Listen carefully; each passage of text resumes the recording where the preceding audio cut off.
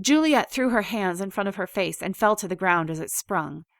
Before the cat landed, a brown blur crashed into it with the speed of a cannon. The two animals rolled and fought in a snarling mass of fur. Juliette swiftly scooted away, then managed to get to her feet, but her legs wouldn't move. With a terrible roar and a swipe of its claws, the lion turned and ran.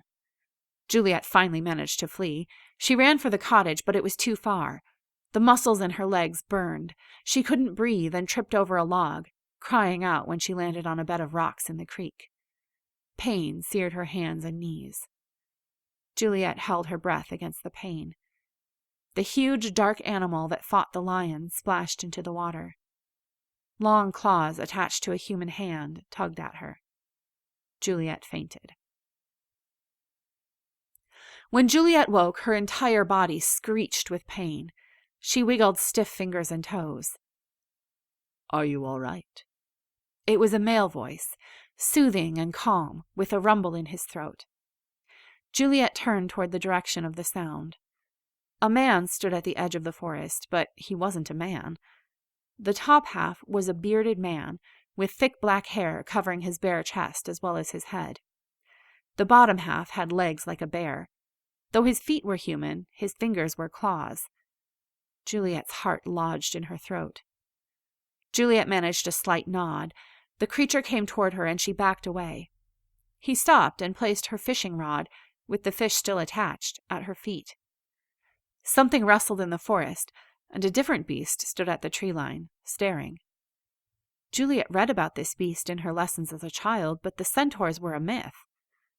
This centaur was certainly real. Jesus, Mary, and Joseph. She stood 6 feet tall, with her back straight, and long red hair that matched the silky sheen of her equine body. She stared at Juliette with eyes as dark as the grass of the meadow, if it were clothed with the chill of morning frost. Her breasts were covered with green cloth, cascading down her belly in a V shape. Her red lips pressed together in obvious displeasure.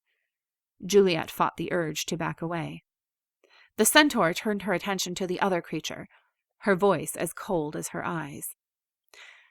Juliette struggled to claim her voice. "Who are you? I need to find a way home.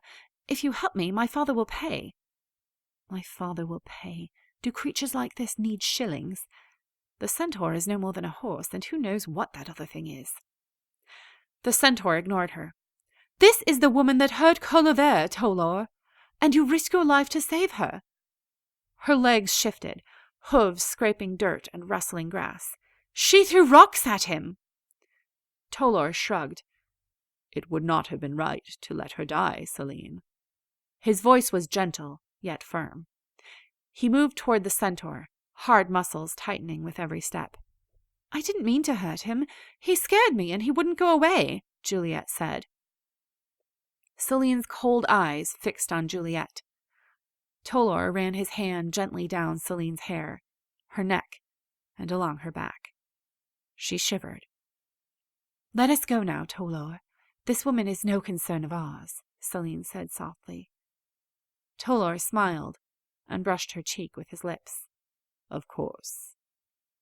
Juliette watched them disappear into the woods.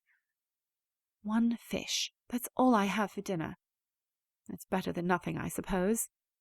If Zilphia was going to leave her in this place, the least she could have done was provide protection and servants to care for her needs. Juliette didn't even know how to cook the fish.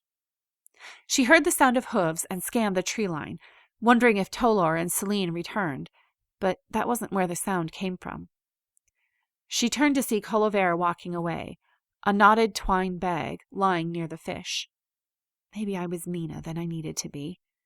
Juliette wondered what was in the bag. She stared at the brook, gazing at the rock, and running her fingers through the soft green grass. Today, someone risked his own life to save hers. She would have been dead by now if that bear creature hadn't come. No one had ever done anything like that before. She frowned. No one has ever done anything for me unless they were paid. Guilt filled her, except for Emily's beau. She stiffly rose to her feet. It was going to be a slow walk home, and she needed to find firewood along the way.